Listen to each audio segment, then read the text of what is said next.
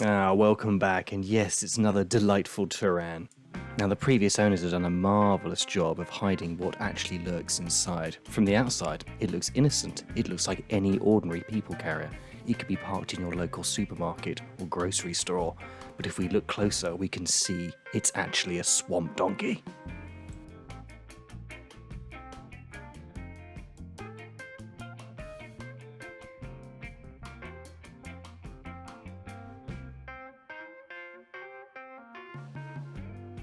Nice wheels. We can see here by the driver's seat that the previous owner was literally overcome with excitement for driving a poverty-spec Volkswagen Touran. I mean, if you look at the seat, you've got to ask the question, what does their toilet look like? What's their bathroom look like? You know, this person probably got up, had a shower, brushed their teeth, you'd hope they would anyway, put some deodorant on, some clothes, and gone to work. They've opened that door and then chose to sit in that. Why would you choose to sit in that?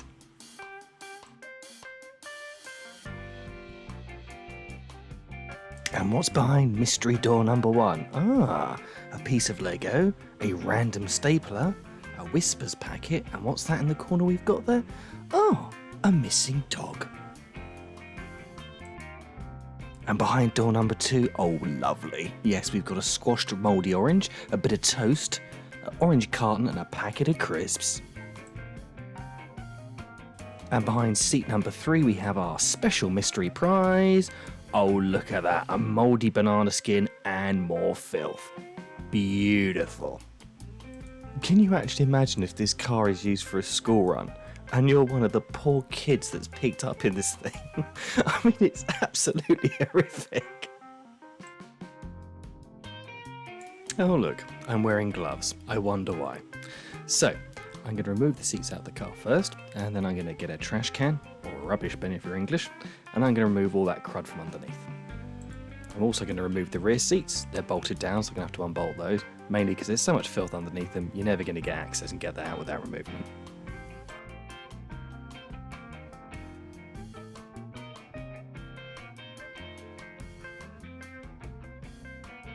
I actually filmed this summer of last year, so that'd be 2019. Hence why you've got t-shirts, sunglasses and shorts in the later footage. And now editing this video some 7 or 8 months later, it's actually giving me a good giggle because I forgot how bad this thing actually was. And no footage is ever going to give you the lovely smell factor this car had. I mean, this thing stunk. It absolutely reeked.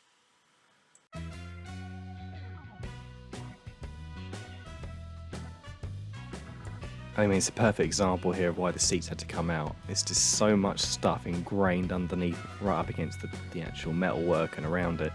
The whole lot had to come up. And then later on in the video, you'll see the carpet's actually rolled forward as well, so I can get even more access underneath. My customer knew how bad the car was, and we sort of agreed that we'd use it as a fill-in job in between things, because I didn't want to just do the whole car in one hit, because it just takes too long. I think in total I spent around about 40 hours on it, on the inside, the outside, wheel refurbishment as well. And from memory, I think I had the car for around about 2.5 weeks.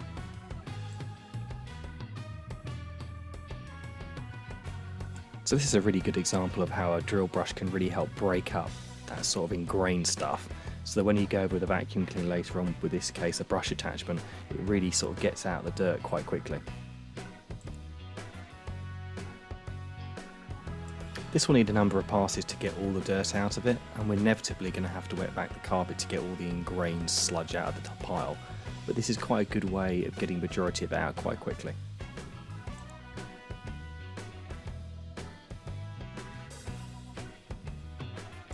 I think this is also a really good visual improvement as well. I mean, if you're at home and you had a car which was not probably this bad, because you wouldn't really get that way, but it shows what you can do with a simple brush attachment from maybe eBay or Amazon, and a good vac in the car. It just makes the world a difference.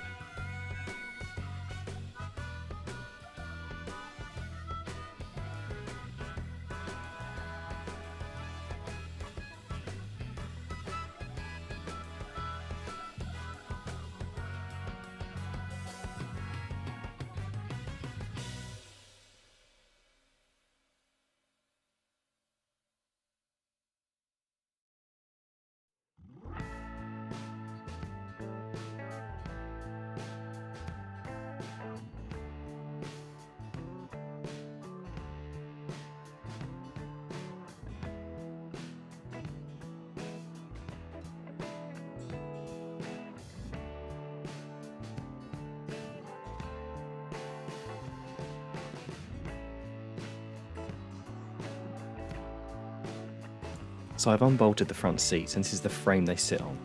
It's absolutely filthy, but it's going to give us really good access now to clean around it. And if we look down the side of the seat, oh look, it's another bit of toast. I can clearly see that someone did not like eating their crusts.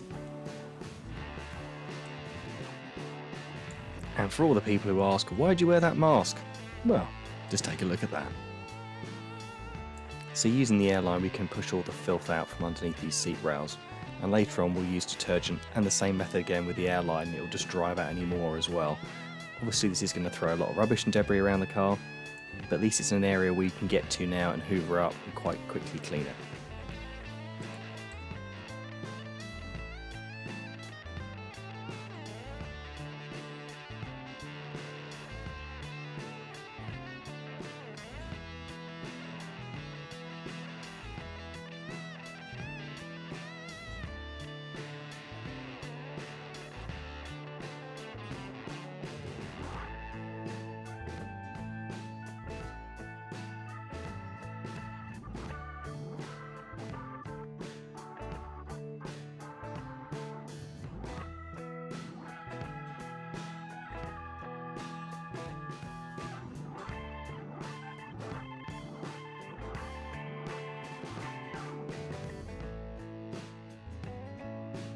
So with the seats removed, we've got perfect access to the rest of the car, so we can get in there and give it a really good deep clean. So I'm going to be using an all-purpose cleaner on all the plastics, in conjunction with a little brush just to get around the air vents and that sort of intricate areas where there's little joints in the plastic and such, and damp microfiber to clean the residue off. Different people do different things. I tend to have a clean bucket of warm water, usually 2 microfibers, and just rotate them by wiping over the surface I've sort of scrubbed and put all-purpose cleaner on, and then just wringing it out in the bucket to clean the microfiber out so it's kept clean.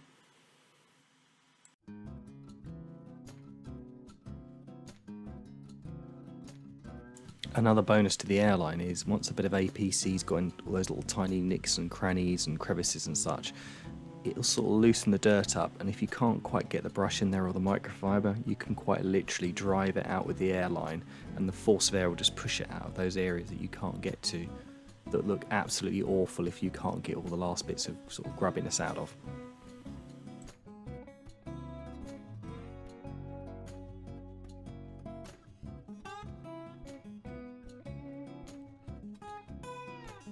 I think of the combination of the all-purpose cleaner and the airline in this sort of situation. It's like a mini jet wash inside the car. It's no different than from cleaning an engine bay. You kind of put the all-purpose cleaner over it, give it a while to dwell, you might scrub it with a brush, and then you blast it off with a pressure washer. In some respects this is not so much difference with the airline.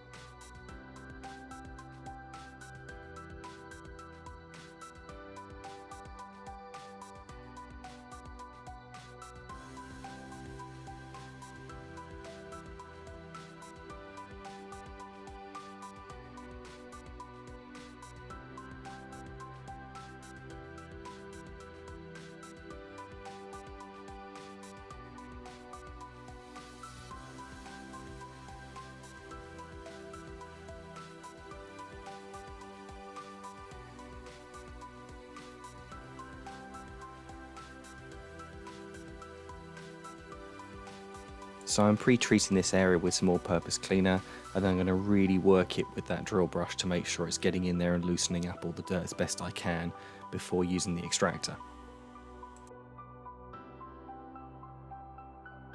This process may have been repeated 4 or 5 times on certain areas just due to the level of soiling in the carpet and the amount of mud that was ground into it.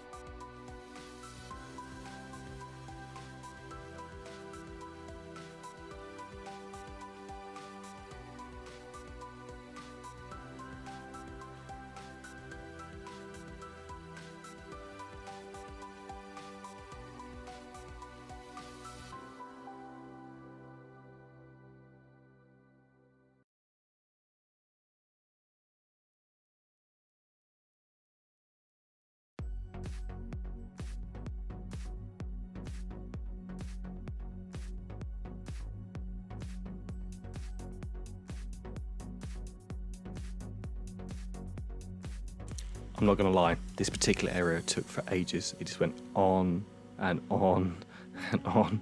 It was so frustrating. You just kept sort of piling the all-purpose cleaner in there and water in there and getting the drill brush and going over and over again just to try and break it all out. And it was quite interesting because the pile was really short and it looked like the carpet was actually worn out, and it wasn't. It was just ingrained mud that made it look that bad.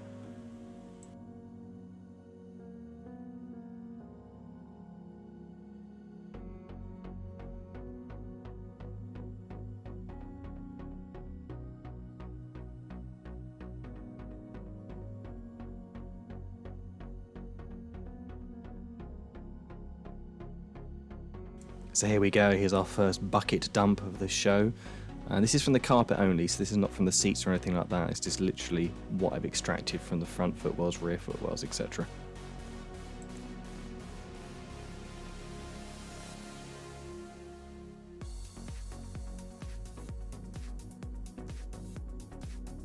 So with the advantage of summer, I just left the car outside with the windows open very slightly just to dry all the carpets out fully.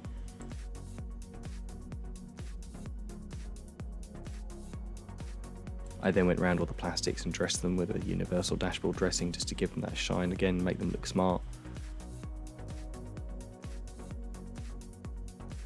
So now it's time to tackle those disgusting seats.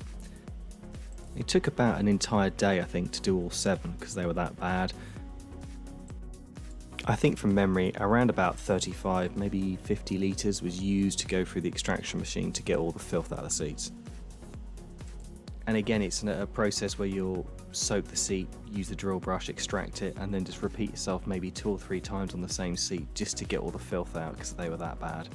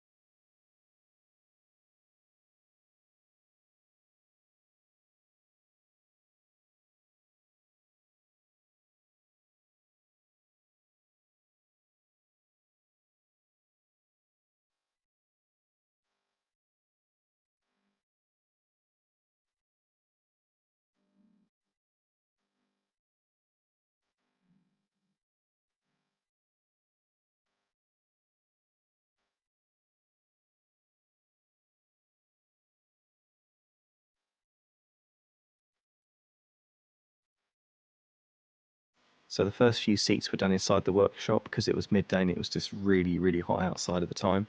And the last few were done outside because it just cooled down about, I think it was around about 3 or 4 o'clock in the afternoon, and it was just nice to sort of get some sunshine and get some better footage outside.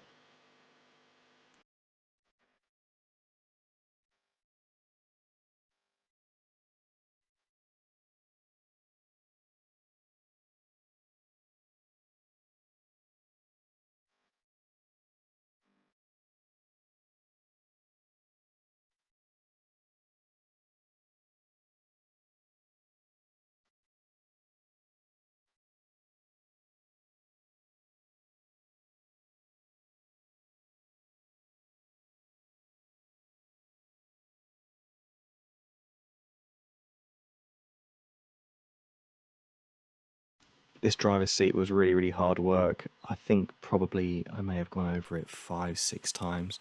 And it's one of those ones, as it dried out, you'd see another stain you may have missed and thought, oh, I'm going to have to do that again and again.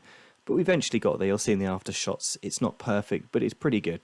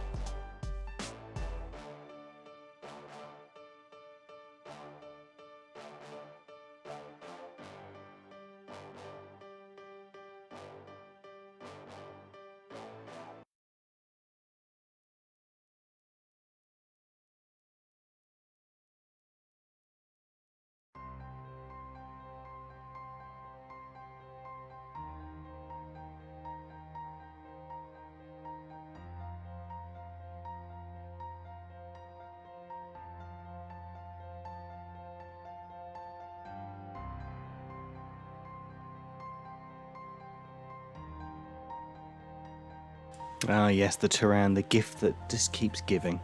Now we get to tip down the drain what they've been sitting in for the last God knows how many tens of thousands of miles. Let's be honest, that's pretty grim, isn't it? It's just, it's horrible.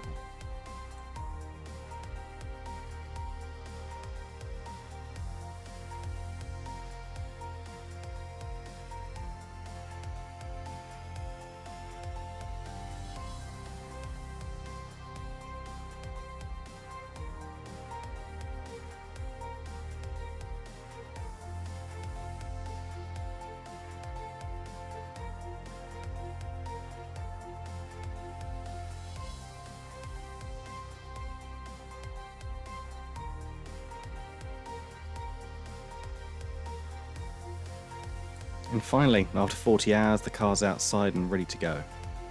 So the car received a full machine polish just to brighten the paintwork up, which has worked really well.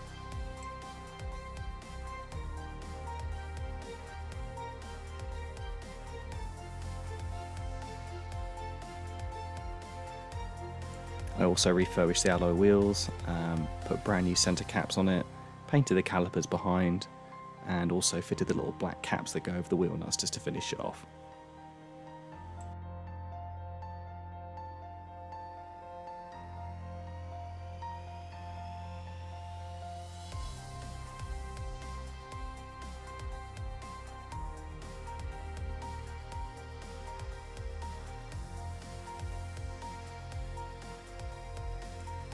Boot looks really nice now, and the layer in the back where the toolkit sits in has all been cleaned out, and all the tools put back in and wrapped up so nice and clean.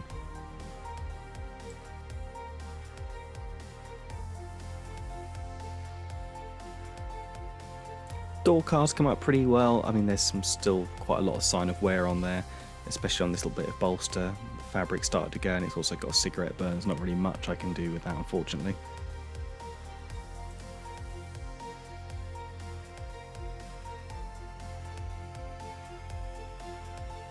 It's really amazing with a bit of soap and water and a bit of time and effort what you can actually achieve. I mean, this actually looks like a nice car now. It's still got a few marks and it needs a bit of plastic trim here and there, which the customer's going to get.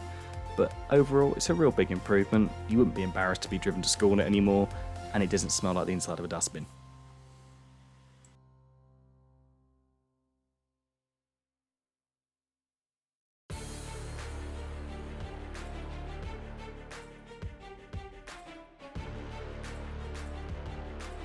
It's really important as well that we clean the backs of those seats because they were just as bad as the front, and a lot of people miss that. They sort of just clean the fronts and don't bother with the back, and it sort of just spoils the effect really. Again, we can see this passenger seat's a massive improvement. There's a few little marks I'm going to point out here that I couldn't get out, and also an addition of another fag burn as well, but again, there's nothing I can really do with that.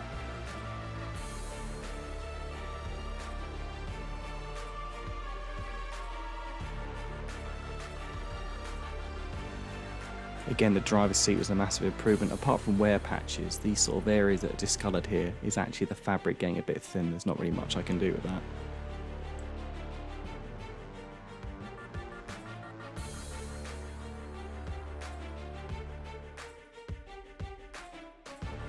So the next episode is a Peugeot partner van, and the previous owner has washed it with a scouring pad or a pan scrubber and just run it down the bushes. It's really badly damaged the paintwork.